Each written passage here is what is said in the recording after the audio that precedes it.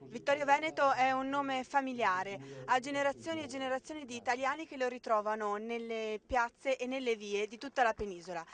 La toponomastica ricorda la cittadina trevigiana che nel 1918 segnò la fine della Grande Guerra sul fronte italiano.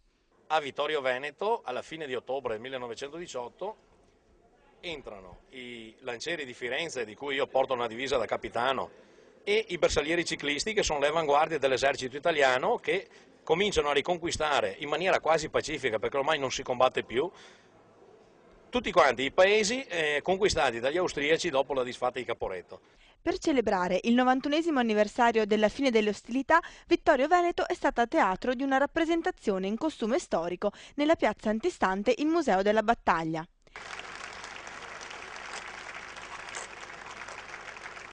Presente la cavalleria, ma anche gli alpini che furono protagonisti delle battaglie in montagna con al seguito le infermerie da campo.